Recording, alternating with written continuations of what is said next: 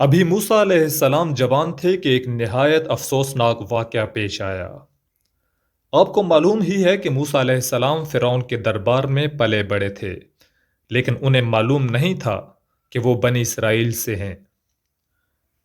ایک دن وہ بازار سے گزر رہے تھے کہ بنی اسرائیل کا ایک غریب آدمی انہیں دیکھ کر چلایا، موسیٰ، اس شخص کو دیکھو، یہ کیا کر رہا ہے؟ یہ مجھے مار رہا ہے۔ مارنے والا شخص فرعون کی ہی ایلیٹ کلاس میں سے ایک شخص قبطی تھا۔ موسیٰ علیہ السلام اس کے پاس گئے اور پوچھا کہ یہ کیا معاملہ ہے؟ اس نے کہا، تم اپنے کام سے کام رکھو اور چلتے بنو۔ موسیٰ علیہ السلام نے کہا کہ میں تو دیکھنے آیا ہوں کہ کیا ہو رہا ہے اور یہ بندہ کیوں رو رہا ہے۔ اس بات پر قبطی مزید سیخ پا ہوا اور حضرت موسیٰ علیہ السلام کے چہرے کے پاس آ کر دھمکاتے ہوئے بولا کہ تم جو کر سکتے ہو کرو۔ موسیٰ علیہ السلام نے ایک طرح سے اپنا دفاع کرتے ہوئے اس کو پیچھے دھکیلا اور دونوں گتھم گتھا ہو گئے۔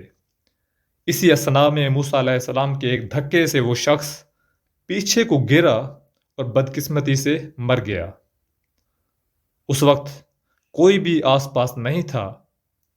بنی اسرائیل کا وہ شخص بھی موقع سے فرار ہو گیا اور موسیٰ علیہ السلام بھی چلے گئے۔ کچھ وقت گزرا ہوگا کہ ہر طرف کوہرام مچ گیا کہ کسی نے فرعون کے خاص لوگوں میں سے کسی کو قتل کر دیا ہے۔ گلیوں اور کوچوں میں قاتل کی تلاش ہو رہی تھی۔ کچھ دن ہی گزرے تھے کہ موسیٰ علیہ السلام کا گزر پھر بازار سے ہوا اور وہی بنی اسرائیل کا شخص کسی کے ساتھ جھگڑا کر رہا تھا۔ موسیٰ علیہ السلام نے غصے سے اس شخص کو کہا، تم پھر جھگڑ رہے ہو؟ پچھلی بار بھی تمہاری لڑائی کی وجہ سے اتنا برا حادثہ پیش آیا۔ اس شخص نے موسیٰ علیہ السلام کے تیور دیکھے تو زور سے چلایا، موسیٰ، مجھے کچھ مت کہنا، اس شخص کی طرح مجھے قتل مت کرنا۔ اب یہ سننا تھا کہ سب کو معلوم ہو گیا کہ اس شخص کی حادثاتی موت کے پیچھے موسیٰ علیہ السلام کا ہاتھ ہے۔ فرعون اور دیگر سرداروں نے موسیٰ علیہ السلام کی گرفتاری کا اعلان کر دیا تاکہ انہیں اس شخص کے قتل کے بدلے سزائے موت دی جا سکے۔ ایسے میں ایک شخص حضرت موسیٰ علیہ السلام کے پاس آیا اور مشورہ دیا کہ آپ کو فوراً یہ علاقہ چھوڑ دینا چاہیے۔ اور یہ وہ وقت تھا جب موسیٰ علیہ السلام نے اپنے گھر کو چھوڑا اور سفر کرتے ہوئے مدین کے علاقے میں پہنچ گئے اور ان کی زندگی کا ایک اور باب شروع ہوا۔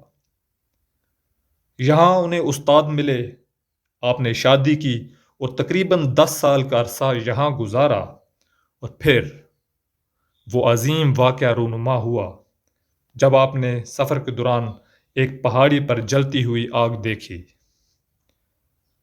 آپ اس آگ کے قریب گئے تو اللہ تعالیٰ آپ سے ہم کلام ہوئے اور موسیٰ علیہ السلام کو نبوت عطا کی۔ موسیٰ علیہ السلام کو اللہ تعالیٰ کی طرف سے پیغام ملا کہ فرعون کے پاس جاؤ اور اسے ہماری طرف دعوت دو۔ فرعون حد سے تجاوز کر چکا ہے۔ موسیٰ علیہ السلام نے فوراً اس بات کا خدشہ ظاہر کیا، اللہ تعالیٰ کے سامنے گڑ گڑائے کہ کیسے میں فرعون کے علاقے میں جا سکتا ہوں جبکہ وہ لوگ میرے کیے کی وجہ سے اب بھی مجھے ڈھونڈ رہے ہوں گے۔ قرآن پاک میں الفاظ ہیں، وَلَهُمْ عَلَيَّ ذَنْبٌ فَأَخَافُ أَن يَقْتُلُونِ، کہ مجھے ڈر ہے کہ کہیں وہ مجھے قتل نہ کر دیں۔ لیکن اللہ تعالیٰ کی طرف سے حکم آیا کہ ہماری طرف سے عطا کیے گئے معجزے لے کر فرعون کے پاس جاؤ، ہم تمہیں سنتے ہیں اور تمہارے اوپر نگاہ رکھے ہوئے ہیں۔ حضرت موسیٰ علیہ السلام جب فرعون کے دربار میں پہنچے اور اسے پیغام سنایا کہ میں اللہ کا رسول ہوں جو تمہاری طرف بھیجا گیا ہوں اور بنی اسرائیل کو میرے ساتھ بھیج دو، تو فرعون نے جو جواب دیا تھا وہ اس پوری کہانی کا لب لباب ہے۔ آپ نے اس کے لہجے پر غور کرنا ہے۔ فرعون نے کہا، تم وہی نہیں ہو جو ہمارے بیچ پلے بڑے تھے اور تم نے کئی سال ہمارے ساتھ گزارے، پھر بھی تم نے ہمارے ساتھ برا کیا۔ تم خود کون سا اچھے انسان تھے؟ فرعون نے وہی کیا جو آج بہت سے لوگ کرتے ہیں۔ اس نے فوراً موسیٰ علیہ السلام کا مذاق اڑانا شروع کر دیا اور آپ کے ماضی پر باتیں کرنا شروع کر دیں۔ موسیٰ علیہ السلام نے ایمانداری سے جواب دیا کہ جو کچھ بھی ہوا اس میں میری مرضی شامل نہیں تھی، اور جو میں اب جانتا ہوں تب اس سے واقف نہیں تھا۔ یہاں سوال یہ پیدا ہوتا ہے کہ اللہ نے قرآن میں اس شخص کے موسیٰ کے ہاتھوں قتل ہونے کا واقعہ کیوں بیان کیا ہے؟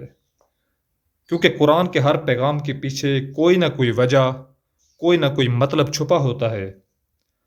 اللہ تعالیٰ بتانا یہ چاہتے تھے کہ جیسے اپنی زندگی کو یکسر تبدیل کرنے کے بعد موسیٰ فرعون کے پاس پہنچے تو فرعون کے دماغ میں پہلی بات جو آئی وہ یہ تھی کہ اس شخص کا ماضی سامنے رکھ کر اس کا مذاق اڑایا جائے، لوگوں کے سامنے اس کی برائیوں کا ذکر کیا جائے۔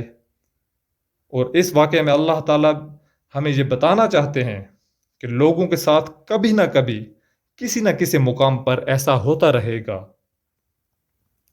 کیونکہ ہر شخص کا ایک ماضی ہوتا ہے۔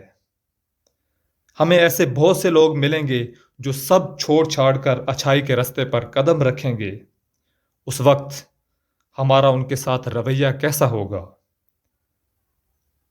اگر سب سے پہلے ہمارے دماغ اور زبان پر ان کا ماضی اور ان کی غلطیاں آئیں تو اس وقت ہمارا کردار فرعون کا کردار ہوگا۔ اس کا متبادل یہ ہے کہ ہمیں ان کے ماضی پر نہ سوال پوچھنا ہے نہ بات کرنی ہے، بلکہ تنقید کا تو سوال ہی پیدا نہیں ہوتا، بلکہ انہیں کھلی باہوں اور محبت بھرے دل کے ساتھ قبول کرنا چاہیے جیسے کہ وہ اس وقت ہیں۔ اور یہی مثال ہمارے نبی پاک صلی اللہ علیہ وآلہ وسلم کی تھی کہ تمام تر زیادتیوں کے باوجود انہوں نے لوگوں کو محبت کے ساتھ قبول کیا اور انہیں کبھی جج نہیں کیا۔ We never know where somebody is from and we never know where they are going. Just give them a fair chance. And remember, the second we judge somebody, we behaved like Pharaoh.